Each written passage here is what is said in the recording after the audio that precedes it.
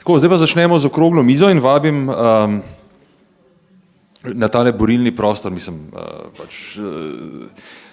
pred publiko naslednje udeležence, gospoda Martina Gosenco, predsednika uprave CGP, družbe za gradbeništvo, inženiring, proizvodnjo in vzdrževanje cest s sedežem v Novem mestu. Z nami je tudi gospod Boris Sapač, član uprave Pomgrada, delniške družbe, pa dr. Peter Lipar z Fakultete za gradbeništvo in geodezijo Univerze v Ljubljani in tudi raziskovalec uglednega prometno-tehniškega inštituta PTI. Vabim seveda tudi gospoda Damirja Topolka, namestnika vršilke dolžnosti direktorice Direkcije Republike Slovenije za infrastrukturo, ki tukaj na nek način predstavlja tudi ministrstvo, in pa gospoda Janeza Kušnika, direktorja projektov na družbi za avtoceste Republike Slovenije. Skratka, gospod Ivanc je pripravil prezentacijo, kjer smo videli, kje sektor trenutno je in nakazal že nekaj obetov, hkrati pa smo prej imeli izjemno zanimiva predavanja na temo izzivov, predvsem asfalterske branže. Pa me zanima, gospod Gosenca, kakšen je vaš komentar na to, kar smo slišali prej in kar smo slišali tudi doslej, kaj bi vi na vašem mestu še dodali? Lep pozdrav vsem. Ta analiza se mi zdi zanimiva. Zdaj mi smo eno izmed teh 3 podjetij v Sloveniji, ki dosegajo nad 100 milijonov evrov prihodkov. Tudi se posledično ukvarjamo z celotnim aspektom gradbeništva, visoke gradnje, nizke gradnje, proizvodnja materialov in še kaj. In bi mogoče sem rekel, da bi se strinjal z vami, da je to pogled celotnega gradbeništva, visoke gradnje, nizke gradnje. Zdaj, če bi pa naredili analizo samo na nizkih gradnjah, na vse zadnje Združenje asfalterjev se ukvarja z asfaltiranjem, predvsem infrastrukture, ki je v domeni financiranja države, bi pa verjetno mogoče še kakšne drugačne podatke dobili, ne. In jaz se pridružujem tem nekim grafom, ki kažejo na upad zaupanja gradbene aktivnosti v Sloveniji in neke črne poglede za naprej, ampak nekako bi rekel, da visoka gradnja recimo, da drži nek tempo, mogoče malo nižji, ampak se še zmeraj nekako drži pri tem, kar vidimo prihodnost, da se bo delalo, medtem ko se je pa na nizki gradnji na strani financiranja države ta aktivnost popolnoma ustavila, ne. Torej od poletja, tako kot kažete na grafih, od poletja letošnjega leta je zelo negativno mnenje, direkcija je financiranje ustavila, dela se praktično nič in jaz mislim, da bo v naslednjem letu, ko se vsi te projekti v gradbeništvu, ne vem, povprečen projekt traja 1 leto, ko se vsi te projekti, ki so zdaj v izvajanju, v zaključevanju, zaključijo, novega pipelina, novega knjige naročil ni in bo naslednje leto, ne vem, pred poletjem, pomladi, kar panika po mojem mnenju, no. In zaradi tega bi zdaj neko sporednico z preteklimi temi seminarji potegnil, da nam manjka tega nekega zveznega 6-letnega planiranja, ki bi tudi ta nivo državnih investicij držala na nekem konstantnem, stabilnem nivoju. Skratka, to se nakazuje, zdaj zanima me, gospod Sapač, kakšno je vaše mnenje, se mu pridružujete? Pa jaz se temu mnenju seveda pridružujem, ne, naša krivulja obsega gradbenih del je žagasta, ne, in smo kar umetniki, da živimo s to krivuljo, ne, če primerjamo, to je že bilo dosti krat videno v Avstriji, je ta krivulja ravna in seveda podjetja se dosti lažje zdimenzionirajo, dosti lažje si upajo vlagati v kadre, v tehnologijo, pa ker še en problem vidim, lani takega časa smo poslušali samo optimistične stvari, kar se tiče vlaganja, in zdaj pa je 1 leto minilo, pa je stvar čisto drugačna, ne. Pri čemer pa treba omeniti tudi, ne, da naslednje leto, pa še 1 leto kasneje, bo Republika Slovenija imela rekordne proračune, ne. Obenem pa za gradbeništvo, za ceste ni denarja. Ne? In normalno... Dobro, denar je, ampak je precej manj. Ne?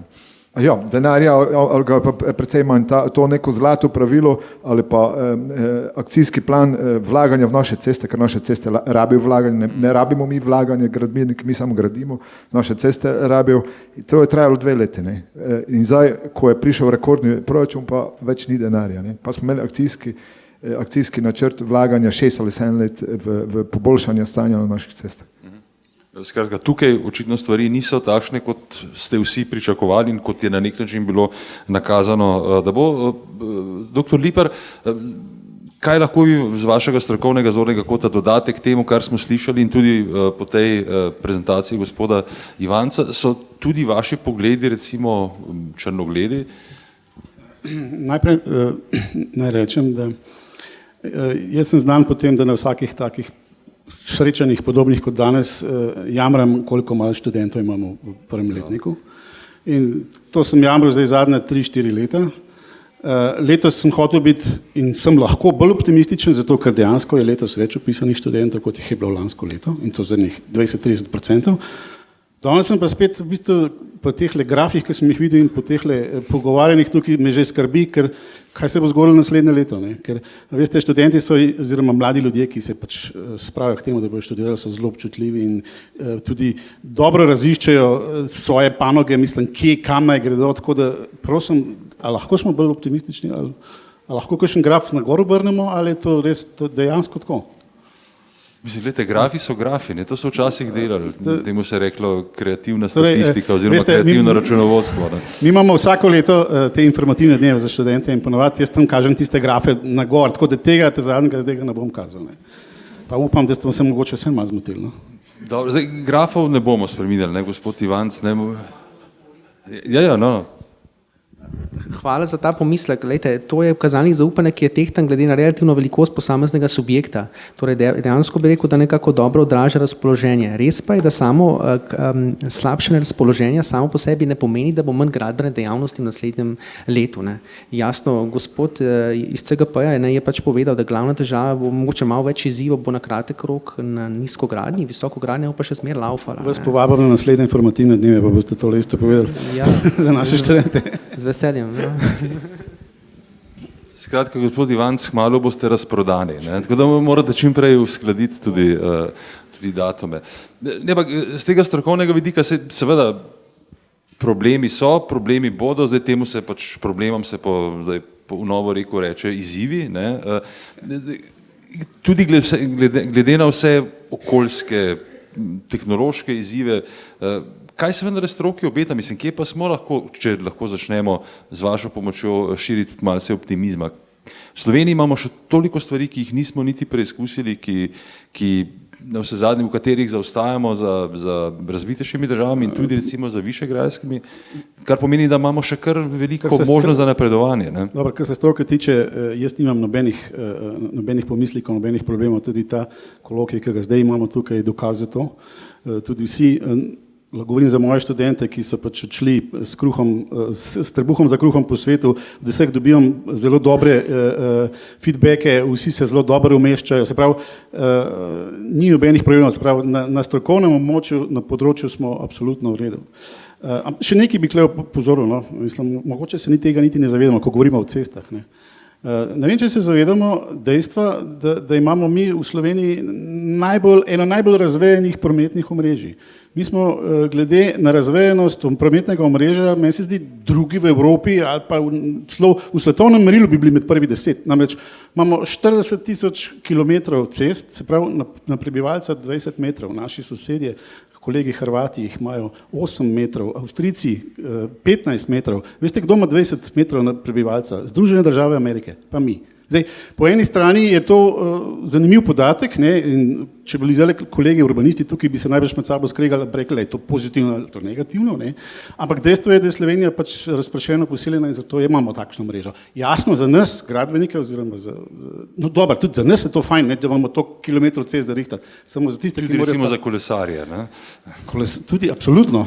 Za tiste pa seveda, ki morajo zagotavljati finančna sredstva, zato je pa pač problem, ne, in zato, ne, ker pričakujem naslednje vprašanje, v kakšnem stanju so naše ceste, ne, to je v bistvu že en zelo pomemben input, da moramo toliko veliko cest vzdrževati in rihtati. Ne. Vse vprašanje ne bo, v kakšnem stanju so, v kakšnem bodo. Ne? To bo vprašanje za vas. Ja, v kakšnem bodo smo z teh grafov že tudi malo lahko slutimo.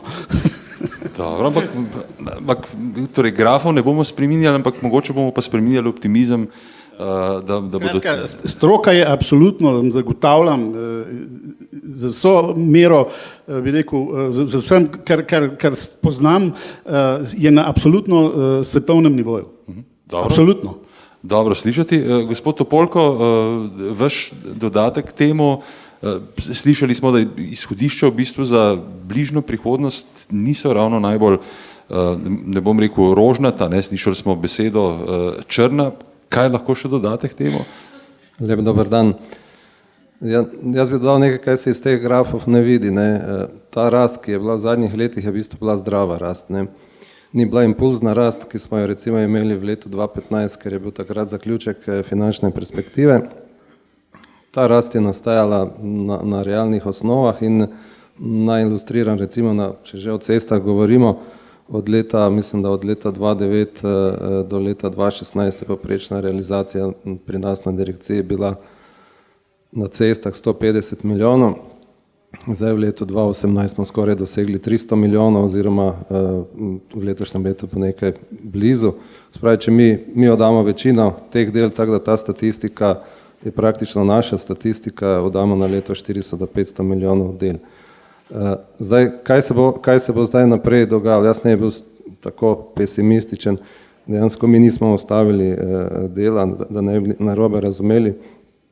Trenutno imamo odprtih več kot 100 gradbišč na terenu in tudi pogodb imajo ti izvajalci seveda kar veliko za prihodnje leto. Jaz razumem, od kje prihaja ta težava, seveda ne oddajamo toliko naročil ni več zunaj, kot jih je bilo v letih 2017 in 2018 in to ima vzrok v tem, da je dejansko prišlo do paca oziroma je manjši proračun za infrastrukturo, kot smo ga mi pričakovali in se to dejansko odraža na področju cest.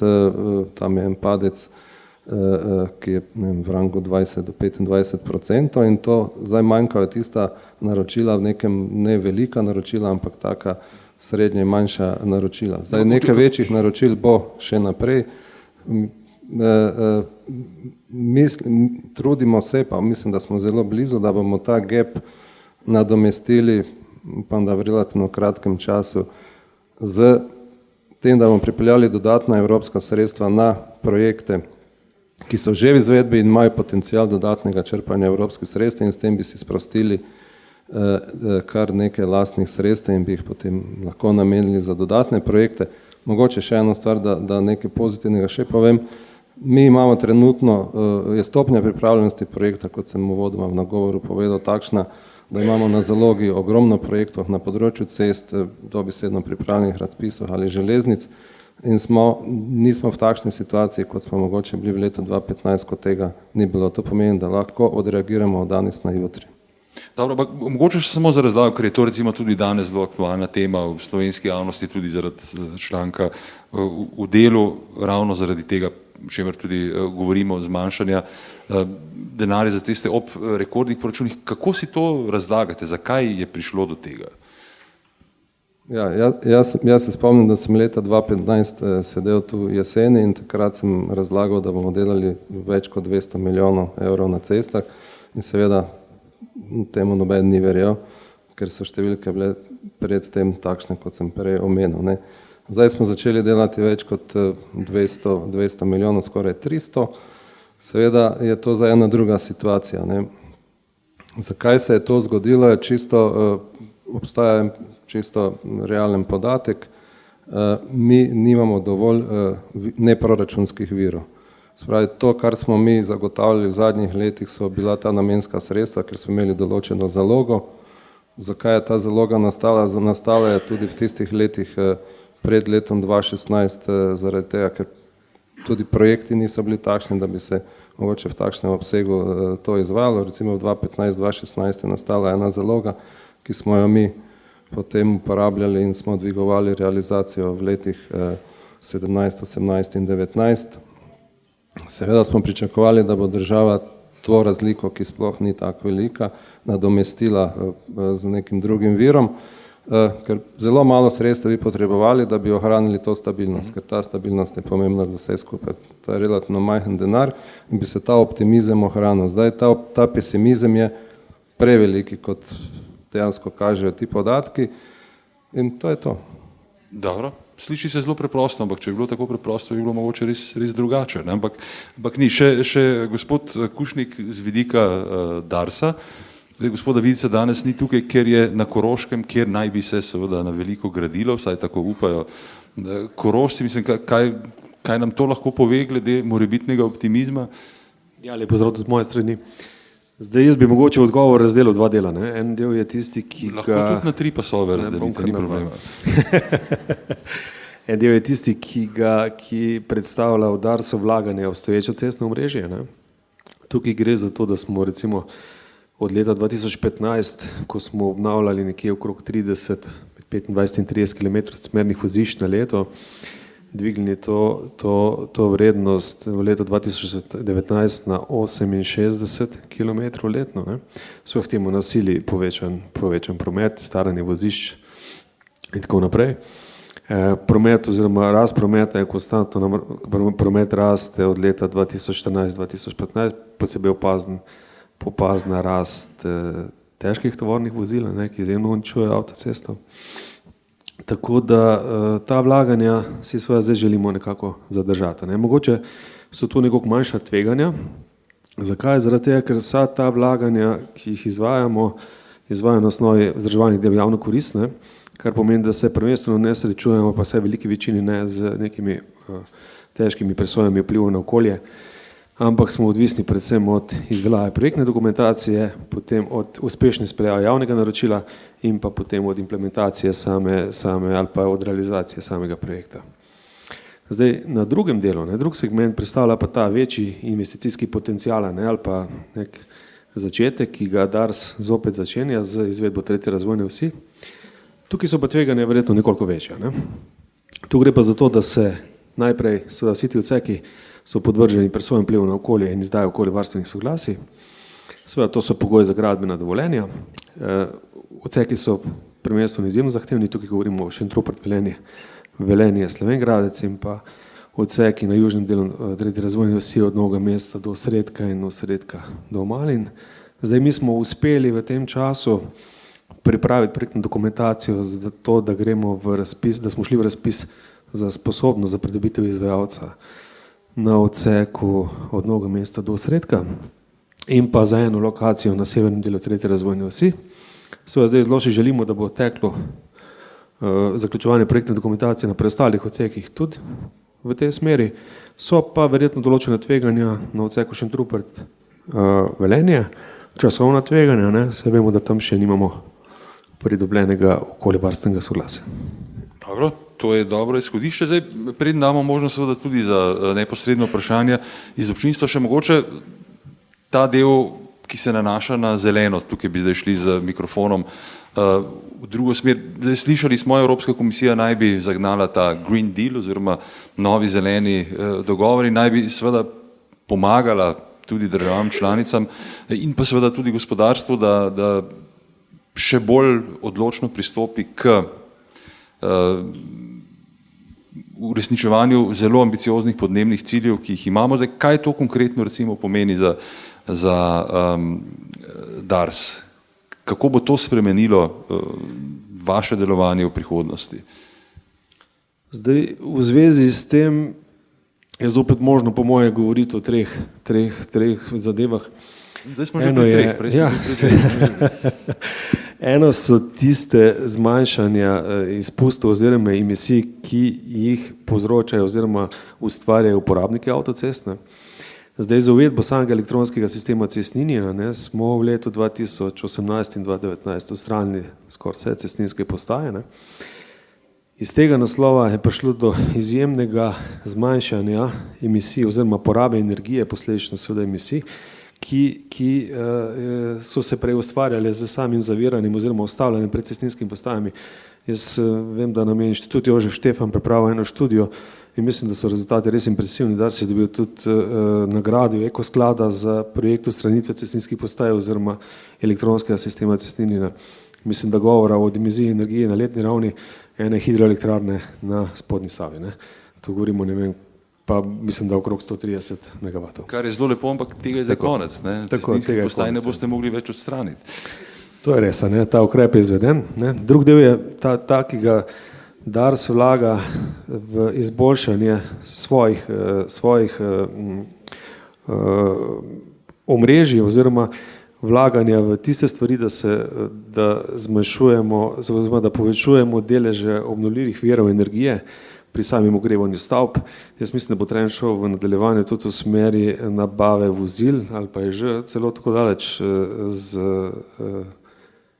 ugodnejšim oziroma boljšim načinom virov energije in pa verjetno v smeri objektov, ki imajo porabo 24/7, ki se praktično poraba elektrike konstantno vrti, v smeri nekih obnovljivih virov energije, nekih sončnih fotovoltaike, sončnih elektrarn, tako da tu bo zagotovo rešitve. Poleg tega so bile v zadnjih letih je bilo zamenjanih kar veliko teh razsvetljave z LED žarnicami, mislim, da gre za svetilnosti tam nekje obarvna svetloba, nekje 4000 kelvinov. To je vse skupaj, ne, če bi primerjali leto 2015 pa 2019, mislim, da je bilo ustvarjeno nekje okrog 7% prihranka na porabi električne energije. Zdaj vse to, kar počnemo z tega naslova, je nekako, zapišemo vsako leto v trajnostnem poročilo, to za leto 2018 je že narejeno, tako da se ga da videti na spletni strani Darsa, vse te stvari so podrobno pojasnjene. Dobro, skratka vabljeni k branju, gospod Topolko. Kaj lahko vi oziroma vaša institucija prispevate k temu? Ja, zdaj pri obnovi obstoječega omrežja je danes bilo to že veliko govora o novih tehnologijah oziroma nekaterih, ki jih že tudi uporabljamo.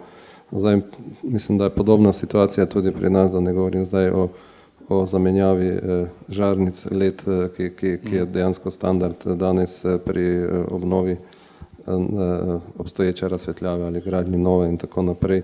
Zdaj, mi sicer lahko vplivamo z boljšo infrastrukturo tudi na izboljšanje stanja v javnem potniškem prometu in potem to vpliva tudi na te stvari, ampak mislim, da bi to zdaj elaboriral, mislim, da to vam verjetno ne bo zanimivo. Ampak nekaj smo slišali o, kako smo rekli, nemškem pušu, ne? Lahko pričakujemo tudi strani naročnikov nekakšen slovenski puš? Ja, mislim, meni se to zdi seveda realnost. Imamo pa podobne težave, kot so omenili z to prenormiranostjo in dostikrat je premalo zdrave pameti tudi pri uporabi obstoječih predpisov. V tem primeru bi lahko rekli, da smo bolj nemški od Nemcev, celo. Ja. Dobro. Doktor Lipar, zdaj pravite, da stroka seveda pri nas je na izjemno visoki ravni, študentje bodo tudi prišli, tudi če grafi morda ne bodo. Tudi gospoda Topolkota bi povabil na naše informativne dneve, ker se mi zdi, da bi dosti... Imate dovolj veliko dvorano, ker zdaj ste že toliko ljudi povabili. Imamo za 150 študentov, nažalost se ne pol prazno. Dobro, no. Predavani. To bo drugo leto povsem drugače. Zanima me vaš strokovni pogled na nove zahteve seveda sveta, okolja, zlasti ljudi, ja. Na vse zadnje tudi možnosti, ki jih nudijo nove tehnologije, digitalizacija. Absolutno. Mislim, da se moramo zavedati, da svobodna mobilnost, kako smo jo mi navajeni, ni enako kot svobodna izbira prometnega sredstva. To je bistvo. To filozofijo bo treba vnesti pač v prometne politike držav in tudi mest. Mi mogoče na deklarativni ravni to že nekako imamo. Če bi se zdaj gledati vse prometne politike slovenskih mest, bi izgledali fantastične. Izgledali bi tako, kot da se pač 50% ljudi vozi s kolesom, 20% jih hodi peš, mogoče enih 5% se vozi pa svojimi avtomobili. Dejstvo je pa seveda drugačno. Ne? Že za Ljubljano vam povem, da je model Split, prav izbira prometnega sredstva taka, da se pač več kot polovica ljudi vozi s svojim lastnim vozilom. Kolesarjenje, ki ste ga prej omenil, stagnira leta in leta na 10%, pa lahko naredimo zlate kolesarske, pa ne bomo dobili več ljudi gor.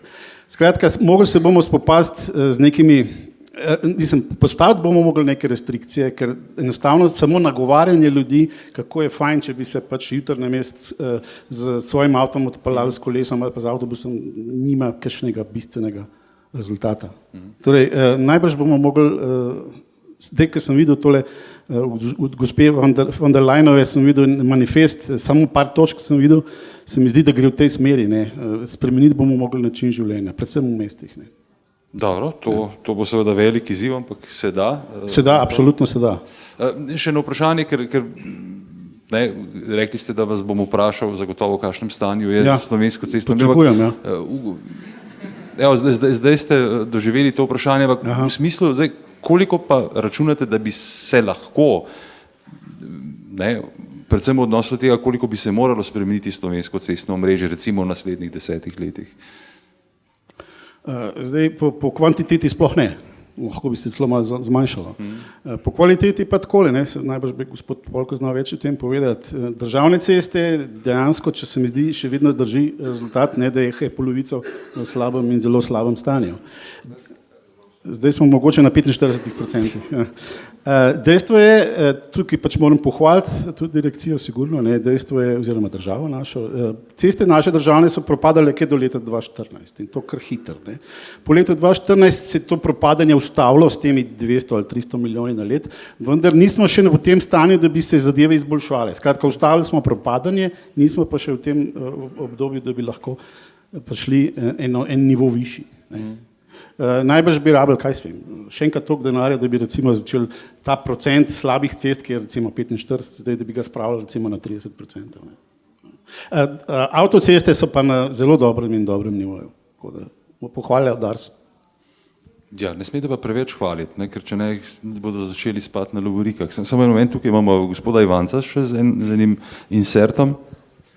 Tukaj imamo nekaj tujcev, pa se mi zdi ustrezno to dopolniti to gospoda Liparja. Torej, v Sloveniji imamo izdatke za mobilnost, predstavlja približno 1/6 proračuna gospodinjstva. Ne. Torej, tukaj govorimo izdatki za avto, gorivo, drugi povezani stroški z mobilnostjo. Tako da mi dejansko Slovenci temu namenimo zelo veliko denarja, na drugi strani seveda imamo pričakovanje, da vse poteka brez zapor, vse tekoče. Bi pa red še eno stvar povedal, pa mogoče gospod Topolko ali pa gospod iz Darsa, mislim, da bi tukaj mogel malo pokomentirati. Če se jaz ne motim, je par proizvajalcev testirali malo te slovenske ceste in ugotovili, da so malo slabše in se odločili, da bo v bistvu poslabšali garancijske pogoje za svoje vozila za slovenski trg. Tako da tukaj v bistvu tudi določeni, mislim, tudi ljudje dejansko potem to začutijo, ne, na osnovi manjših garancij za svoje vozila slabše stanje slovenskih cest. Bi lahko to kaj pokomentirali, če kdo kaj ve o temu? Gospod Topolko, zelo previdno ste dvignili prst. O tem je sicer nekaj bilo govora, ampak jaz mislim, če bi primerjali garancijske dobe, ki jih imamo pri nas pri prodaji vozil in tudi še drugih stvarih, da imamo bistveno daljše garancijske dobe, kot je to v tujini. Kupite kakšno stvar v tujini, pa boste videli, kakšne so tam garancijske dobe. Dobro, to je, ja, seveda, gospod Gosenca, se mikrofon kar do vas, ja, prosim. Jaz bi sem na temo to nekih eko oziroma teh mobilnosti rekel, da zdaj, če bi v našem podjetju mogel gledati, se da različne ceste narediti po nekih metodah reciklaže in podobno, ampak vse te mašine stanejo veliko denarja, od, ne vem, milijone evrov. Ne. In zdaj, če jaz gledam, da bo, ne vem, za naslednje leto še bo, naprej pa več ne bo teh programov, potem se jaz ne bom odločil v nakup teh mašin oziroma ne bom upravljal takšne tehnologije in posledično ne bom vlagal v te zelene tehnologije. Ne. Tudi zdaj, če gledam, ali bi naše 15 let stare kamione zamenjal za novejše, sigurno bi to pomagalo k emisijam, ampak če ne vidim prihodnosti, se bom raje še kako leto vozil s starimi. Ne. Zdaj pa od tega, kar ste pa rekli, nekega nemškega programa Pusha, ne, bi pa pričakoval na ravni države kako večji angažma, bodi si v izdelavo, ne vem, hidroelektrarn, obnovljivih virov energije, polj, vetrnic ali pa ne vem, nekaj v tem stilu, to bi bil res nek pravi puš, ne, ali pa mogoče povečanje sredstev za železnice, za ukinitev dizelskih lokomotiv pa v elektriko in na ta način, ne, ampak to je vse povezano z denarjem, ne. Zdaj pa če že za osnovni program nam vsako leto država namenja manj, ne vem, kdaj bomo prišli na to miselnost, da bomo pa več v zelene energije vlagali. Gospod Sabač, še vaše mnenje? Ja, seveda, prav naša udeležba v tem Green Dealu je povezana tudi z našimi naročniki. Ne? Normalno, saj gradbeništvo je pač dejavnost, ki gradi tisto, kaj je drugi sprojektiral. Ne? To se pravi, tu je en odgovor, pač zgradilo tisto, kaj je sprojektirano, če je zeleno sprojektiramo, bomo tudi mi tako zgradili. Ne. Malo je tudi povezano z javnim naročanjem, smo poslušali gospode prej, kako to poteka v Avstriji ali pa v Nemčiji. Moram pohvaliti direkcijo, v teh zadnjih 2 letih so delali razpise, kjer smo obnavljali ceste na nekih daljših potezah, večje projekte. To nedvomno po mojem pomaga, da potem gradbišče je eno gradbišče in je manj transportov, manj CO2. V preteklosti je bilo tako, da smo po 100 metrov po 100 metrov gradili in to sigurno ni pomagalo. Ne. Tako da mi lahko pač pomagamo z moderno opremo, kar prosimo naročnike, da nas prisilijo v to, mogoče nam, kolegu pa nam, pa še mogoče komu ustreza, če so pogoji malo bolj zaostreni, ne. Nam ustreza, če so reference malo bolj ostre. V preteklosti mislim, ko tam smo gledali, da imamo slabo maržo v Sloveniji. Slaba marža je zaradi tega, ker se po mojem po tistih stečajih leta 2009 je pač bilo nekaj mnenje v Sloveniji, da več ni referenc in da treba reference črtati. Ne. To pa ni ravno dobro. Jaz mislim, da vsaka država razvita podpira neke nacionalne šampione in prilagaja neko zakonodajo njim, da so nosilci nekega razvoja in tako bi moglo biti pri večjih investicijah. Večje investicije so za večja podjetja, male investicije so za mala podjetja in to so vse delčki, ki tudi k zelenemu pomagajo. Ne. Ja, skratka, pač tukaj je treba res stopiti skupaj, se seveda odkrito pogovarjati in seveda tudi strateško razmišljati na vseh ravneh. Ne. Branša sama, stroka sama seveda ne more rešiti zelo kompleksnih družbenih vprašanj. Zdaj odpiramo seveda tudi možnost še za kakšno vprašanja, seveda tudi gospodu Ivancu, ki je zelo aktivni. Izvolite. Ja, predvsem omenil bi eno temo, pravzaprav, ki ni bila omenjena, pa se jo pravzaprav verjetno vsi kar zelo izogibamo, pa se ne bi smeli. Gospod Ivanc je lepo prikazal, kako smo zdaj v zadnjih letih bili neto izvozniki gradbenih storitev, ne? Kar pomeni, da je bilo manj tujih izvajalcev, pri nas pa več naših v tujini. Vemo pa, da se bližajo veliki projekti, naj bi se, ne. Pri teh velikih projektih pa vemo, da imajo naši izvajalci razmeroma zelo majhne možnosti. Zdaj prvo bi vprašal gospoda Ivanca, če mogoče si predstavlja, kakšna bo potem slika tega neto uvoza pa izvoza. Vemo tudi, da so neki podatki, da bi lahko bili naši izvajalci 20% dražji, pa bi še vedno državi se splačali glede na davke, prispevke in tako naprej. No in vse to je povezano pa tudi s tem, kar je gospod Gosenca govoril, ne. Mi smo danes poslušali res čudovite referate o tem, kaj bi mogli z novim tehnologijam narediti, da bi prispevali tej novi politiki, ki jo imela Evropska komisija, in to gre za neke nabave neke nove opreme. Mi smo se prej v zunaj pogovarjali, ne, kaj če bi res Topolko dal svoje razpise, da od zdaj naprej morajo vsi kamioni imeti dozator, da ni treba prevračati, in kle so in ekološki, in tehnološki, in ekonomske koristi. Vendar kako? Če bi naši izvajalci lahko sodelovali recimo na teh velikih razpisih, kjer je, bi bila to možnost, tudi bi se in tehnološko in drugače ukrepili in bi ponovno dosegli tisti nivo, ki ste ga kazali, ne vem, pred 10-15 leti. In tukaj vidim jaz en velik problem. Je pa res, da danes je tako rekoč bogokletno reči, da ni fajn, da Turki pa nas delajo, pa Kitajci delajo, pa tako naprej, ker to je neka politika zdaj, ki je pač uradna. Toliko. No, tako da vprašanje je za vas, pa Gosenc je pa že povedal pravzaprav to, kar se rekel. Hvala. Torej, jaz bi odgovoril za svoj del vprašanja, za katerega se čutim poklicanega, da odgovorim. Torej, seveda, vsak uvoz določene opreme, kjer je v bistvu zelo majhen delež domačega znanja, zniža BDP. Primer recimo, da vam v svežini spomin je bil uvoz Alstomove opreme za T6, takrat je v bistvu BDP upadal.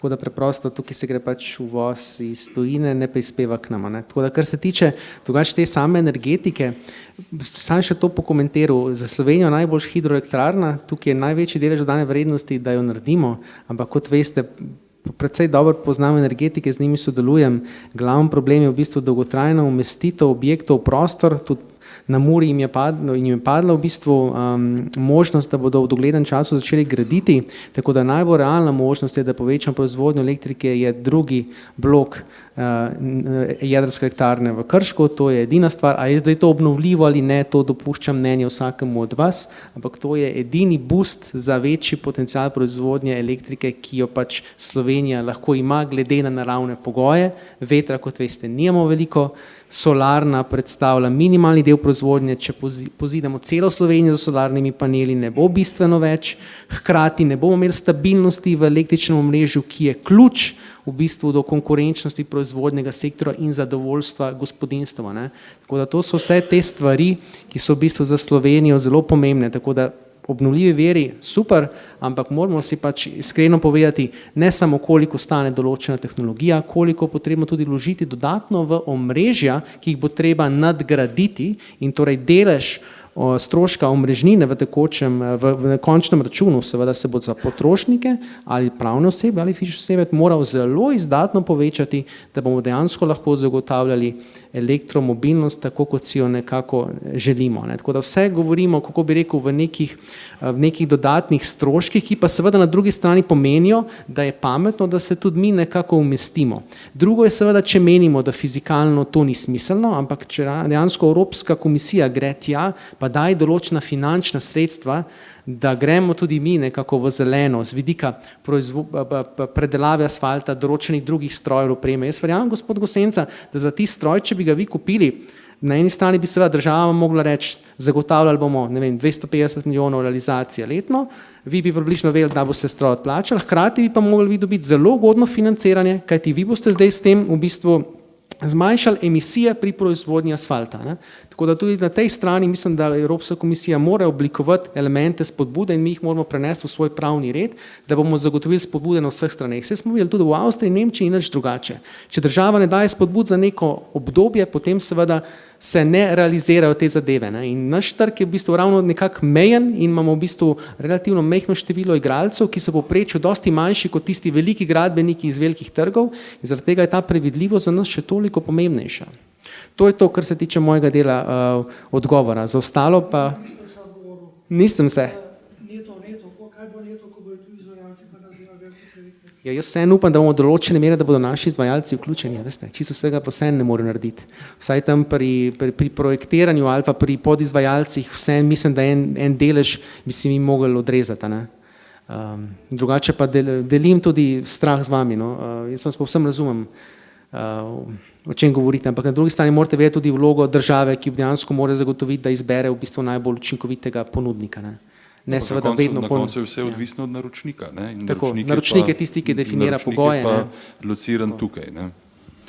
Dobro, še, gospod Gosenca? Jaz se strinjam, če država pa infrastruktura zagotovi 250 milijonov za naslednjih 10 let, grem takoj k dilerju za ta stroj. Ampak zdaj, kar se pa tiče velikih projektov, mi se pripravljamo na vse velike projekte v Sloveniji, zdaj skrbi nas pa tudi, da je vsaj 10 ali pa več tujih podjetij, kitajskih, turških, grških, španskih, iz cele Evrope, ki hodijo okrog in iščejo partnerje, bodisi neke določene stvari za izvedbo teh velikih slovenskih projektov in vsa ta podjetja imajo več milijard, če ne več 10 milijard prihodkov, tudi ne vem, državnih lastnih ta podjetja so in imajo več 100 milijonov evrov dobička in če se takšno podjetje odloči, da hoče vstopiti, ne vem, bodi si na slovenski, bodi si na evropski trg, njej ni težko investirati, ne vem, 9-10 milijonov, 1% letnega dobička za vstop na ta trg in mogoče z nižjo ceno od vseh drugih, mogoče z dumping ceno od vseh drugih,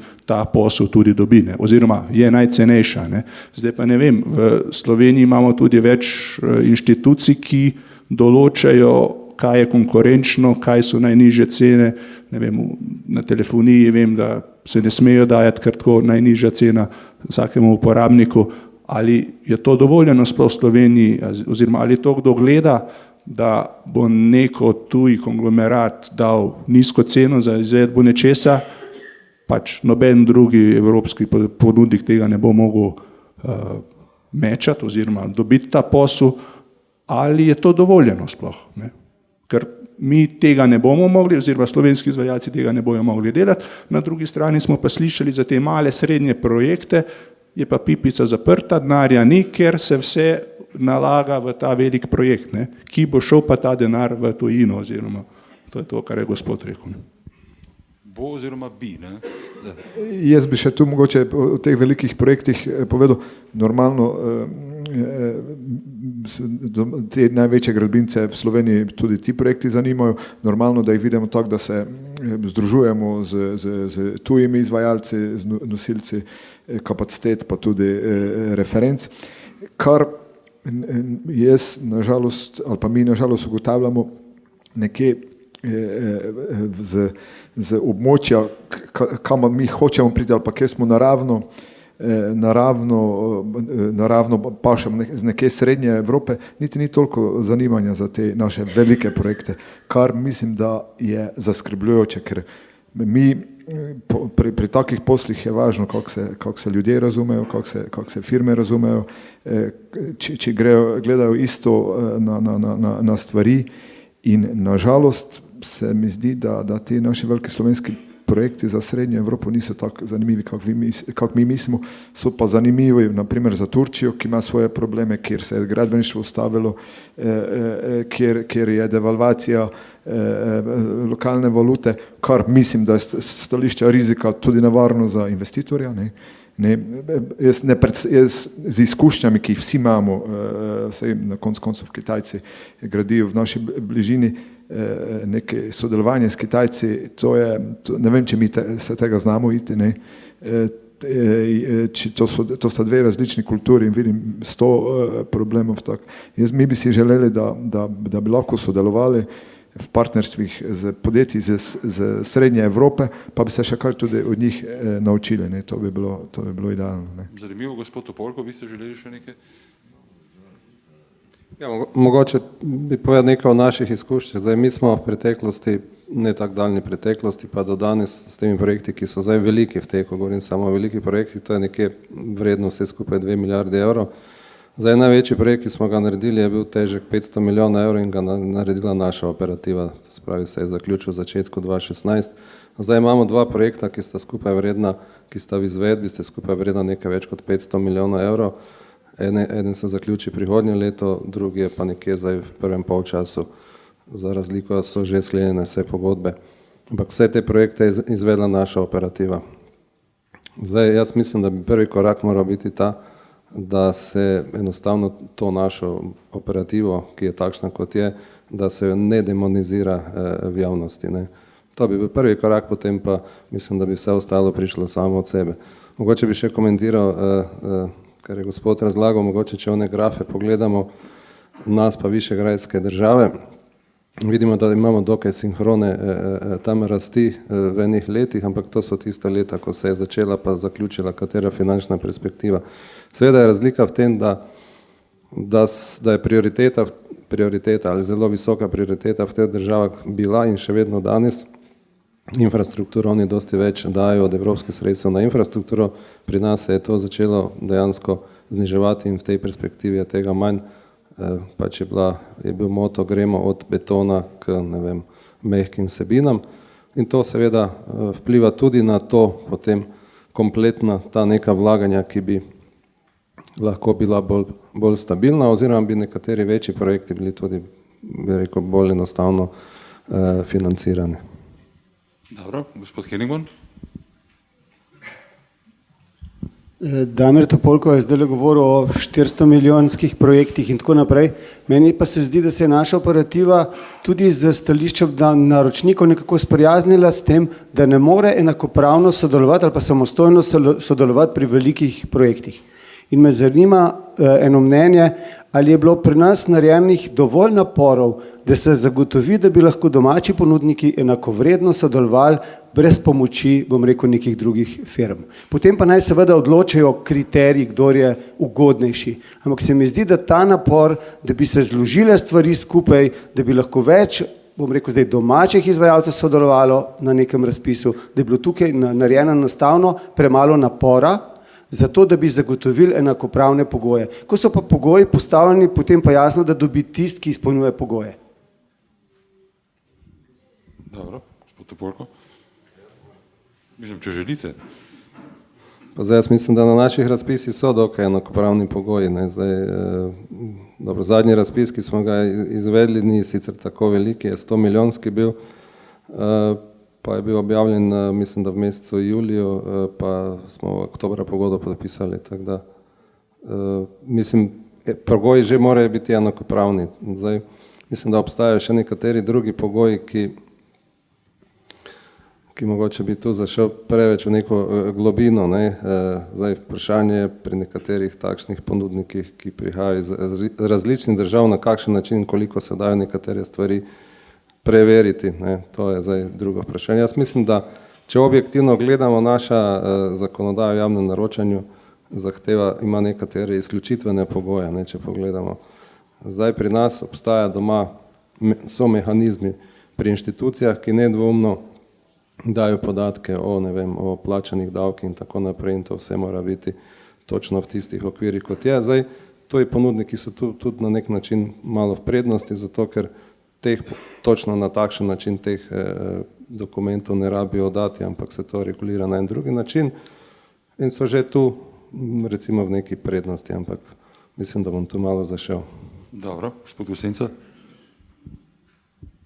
Pri teh pogojih bi jaz sem še komentiral, da se je mogoče na strani naročnika upoštevajo vse pogoje, ampak če se potem meša še novinarji in naredijo eno famo v javnosti, da pač smo pa slovenski gradbinci grdi, pa dragi, pa hočemo dobičke že pometati. Potem se ne more javni naročnik drugače odločiti, ker bi ga, ne vem, bi ga že javnost križala, ne, po domače rečeno. Ne. Druga stvar pa še je, če pa zdaj recimo gledamo skupni imenovalec vseh teh gradbincev, ne, torej gospod je povedal, koliko se bo povišala minimalna plača, pa vsi dodatki gor, pa leta 2021 še gor, ali res vse te države oziroma izvajalci iz teh vzhodnih držav, ne vem kako naj jim rečem, Kitajcev, Turkov, ali res oni izplačujejo vse te minimalne plače, kot so pri nas določene. Pa kdo to preverja in ali lahko to sploh preveri, koliko je bila na plačilni listi v Pekingu dobil en delavec plače. Jaz vidim novinarje, ki bi to znali preveriti, ne? Tako da bi rekel, da mogoče novinarji niti niso največji problem, tudi novinarke ne, ampak zdaj bi res širili to temo. Mogoče še kakšno vprašanje iz občinstva?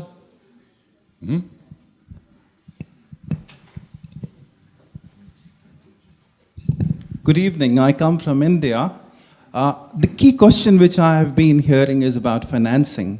So do we have a mechanism where we can go for monetizing the current assets, where we can go for something like TOT model, which is toll, operate and transfer, Or when we get through new constructions, do we go for a BOT model, which is build, operate, and transfer, or a DBFOT model? Because if we use the existing asset, we can generate finance of the asset and then build the new asset accordingly. And then we told the people, because there is a cost that the consumer is paying by way of the cost of the car, the fuel, etc., etc. So it actually comes to net neutral. Thank you so much. Hvala lepa. Any comment to this? Kakšen komentar? Gospod Ivanc? Honestly, I didn't understand the question fully.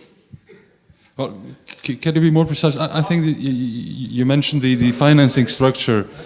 I think our Croatian friends have some experience with that, but For the president of DARS, yeah, CEO. not yet CEO and president of DARS, I must. Okay. Torej, zdaj, DARS je koncesionar, ne? Pravi, izvajamo od leta 2010, delamo v skladu z zakonom o DARS-u, na osnovi koncesijske pogodbe in izvedbene pogodbe. Tako da mi zdaj, ko gradimo nove odseke, pridobivamo nepremičnine v imenu in za račun države, prav tako tudi umeščamo v prostor, oziroma smo agent za državo za umeščanje v prostor, pripravljamo strokovne podlage. Ko pa začnemo z izdelavo detaljne projektne dokumentacije, se pravi projektov za pridobitev gradbenega dovoljenja, pridobitev vseh okoljevarstvenih soglasij in pa dovoljenj in pa projektov za izvedbo, ne, in pa samo gradnjo, ne, takrat pa gradimo v svojem imenu za svoj račun. Financiramo se iz pobrane cestnine, ne, in iz naslova pobrane cestnine in pa potem je seveda investicije grejo iz novih kreditov.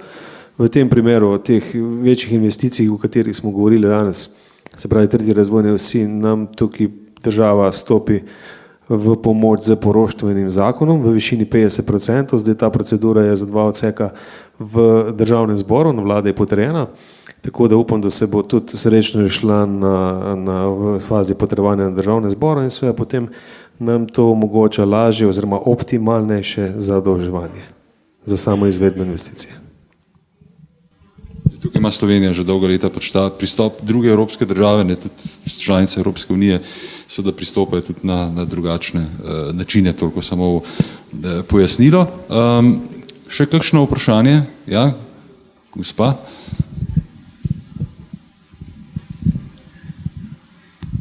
Pozdravljeni.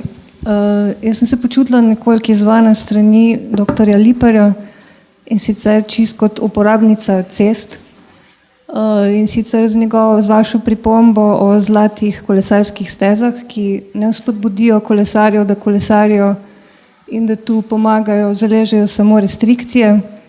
Jaz se na primer vozim v službo iz Dolenjske v Ljubljano, za kar z avtomobilom porabim 50 minut in bi se z javnim prevozom z veseljem vozila, ampak v tem primeru bi v eno smer porabila 3 ure. In ta ideja, da me z restrikcijami prisilite, da ne delam več gneče na cestah, bi si želela kakšno drugo rešitev. Ne vem, če je pripomba dr. Liperja bila mišljena osebno. Gre pa seveda, da se to mislim, da ste tudi omenili, ne, pač gre seveda tudi za izgradnjo javnega prevoza, ki bi bil človeku prijaznejši, ne. Ker se vse snema, no, če lahko. Ja, pravim, da je bolj to retorično vprašanje, seveda vas razumem. Moj komentar na to temo je bil predvsem jasno znotraj, govoril sem o mestih in govoril sem seveda, da je problematika izven mest drugačna, ne, in vi prihajate pač normalno, da se ne boste vozili s kolesom iz Novega mesta v Ljubljano vsak dan, kar pomeni, ne, da nam manjka poleg tega še mestni javni prevoz oziroma primestni prevoz, ne, manjka, pač je v takšnem stanju, kakršnem je. Zdaj, kar se tiče vožnj iz Novega mesta domov s kolesom, jaz sem poznal sicer žal že pokojnega kolesarja Jureta Robiča, ki je služil vojsko v Novem mestu in se vsak dan peljal domov na Jesenice in nazaj v Novo mesto s kolesom, ne, da ne bo nesporazuma. In tako potem kmalu postal tudi najboljši maraton. On ne bi potreboval restrikcije, ne? Sam po sebi. Absolutno ne. Dobro, še kakšno vprašanje? Če ne, mogoče zaključne misli vseh udeležencev okrogle mize, pa začnemo z vami, gospod Kušnik. Zdaj, če smo že začeli s sorazmerno temačnim pogledom na prihodnost. Kaj pa je tisto, kar vas pa v bistvu navdaja z optimizmom? No, jaz mislim, da aktivnosti, ki so bile narejene v Darsu, recimo nekje od časa te recesije ali pa od časa leta 2014 na stanje 2019, kar se tiče vlaganj v obstoječe avtocestno omrežje in pa trud, ki se vlaga v to, da se to zadrži na tem nivoju, ne, jaz mislim, da hvale vreden in da bi samo upam, da bo ta aktivnost stekla v tej smeri naprej, se pravi, da ta denar oziroma te vire zadržimo v vlaganje v obstoječe cestno omrežje ob gradnji novih odsekov tretje razvojne osi. Zdaj to je pa zelo važno, kako bo tekla dinamika, ne? Gradnje teh odsekov, ker tako kot bo tekla dinamika gradnje teh odsekov, tako bojo tudi morali biti zagotovljeni finančni viri. Ne? To je en del, drug del pa jaz upam, da vendarle toliko težav z javnimi naročili ne bo. Vendarle govorimo mi o odsekih, govorimo o razpisih, kjer ni možno kar naenkrat začeti vse delati. Ne? Potrebno je začeti to delati po nekih etapah. Ne? Zatem primerno je tudi, s tem namenom je tudi objavljen razpis za izbor izvajalcev oziroma za sposobnost za lokacijo Gaberke na severnem delu tretje razvojne osi, ki v bistvu ta aktivnost odpira pogoje za nadaljevanje gradnje. In tukaj ni možno kar sporedno nastaviti aktivnosti, ampak jih treba zaporedno nastaviti, tako da mislim, da toliko problemov, kot mogoče je bilo danes čutiti, jaz upam, da ne bo, pa mislim, da mi gledamo kar z optimizmom v celotno to zadevo. Treba reči, da smo si seveda z Nemci podobni še v nečem, da zelo radi jamramo. No. Oni so sicer se imajo za svetovne prvake v jamranju, mi smo mislim, da na drugem mestu. No. Gospod Topolko. Ja, mene vseeno navdaja to z optimizmom, da ta odklon dejansko se dogaja iz enega ampak zelo visokega nivoja. Ne. Zdaj, po drugi strani pa mislim, imamo nekaj še adutov, ki bodo pač prišli v objavo v naslednjih mesecih.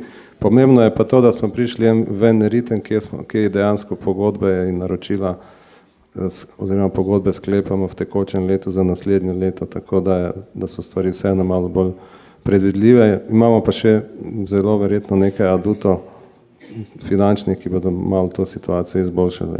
Obstaja pa jaz mislim, da kljub temu nekoliko manjšim sredstvom, da obstaja eno zavedanje vseeno v državi, da ne bo prišlo nekih večjih padcev. Ne. Dobro, hvala. Zdaj, smisel pri adutih je nekaj, ste rekli, da jih je slej ko prej treba tudi odigrati. Doktor Libar? Ja, jaz na mojem delovnem področju nimam probleme biti optimističen, delam s študenti, ki so vedno radovedni, ki hočejo vedeti, kaj več vedeti, ki so kreativni, ki spodbujajo drugega, konec koncev tudi mene, tako da na mojem področju rekel sem, da smo kar se tiče kvalitete naše stroke na svetovnem nivoju, skratka tudi tukaj nimam, skratka jaz sem lahko absolutno optimističen. Ne? Tudi glede udeležbe na naslednjih inovativnih dneh, ker dva več bosta, gospod Ivanc pa gospod Topolko. Tako je, saj dva in prosil bi, no, če se da, mi vsi vemo, da se te grafe tudi malo drugače risati. No. Glejte, grafov se ne da drugače risati, da se jih mogoče drugače interpretirati. No, to. Še vaše mnenje, gospod Capač? Ja, nekaj optimističnega, jaz mislim, da res dobro jamramo, ne, in hvala Bogu nas tudi kdo sliši, pa se ene stvari vseeno na boljše spreminjajo, ne. Tako da to je dobro, še nekaj nas čaka, ne, ampak tudi o tem bomo jamrali in se bo spremenilo neka povezavi z informatiko, pa mogoče standardnimi popisi, pa te mogoče BIM da sveta videli, to bomo jamrali, pa se bo sigurno zgodilo, ne. Čaka nas tretja os, drugi tir, končevanje evropske perspektive. Manjkali nam bodo inženirji, zato bodo v bodoče dobro plačani, to prosim, da poveste na informativnih dnevih. To sem skoraj... Tretji udeleženec informativnih dnevov. Skoraj sem siguren, da jih bomo mogli bolje plačati in da bodo za 5 do 10 let res imeli tako plačo, kot jo zaslužijo. Zdaj imajo mogoče še malo premajhno, ampak mislim, da stvari grejo v pravo smer. Tako da. Dobro. Gospod Gosenca? Mi si sam želimo stabilnih, konstantnih, nepretresajočih investicij.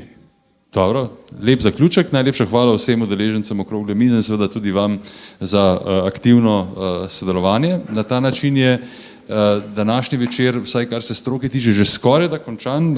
Imam pa zdaj seveda tudi čast, da napovem še zadnjega govorca, in sicer direktorja podjetja Robotina, gospoda Davida Palčiča, ki bo govoril, in sicer naslov njegove prezentacije je Energija, naslednja velika stvar, kako tehnologija spreminja svet električne energije. Zdaj, predavanje bo v angleščini, čeprav razumem.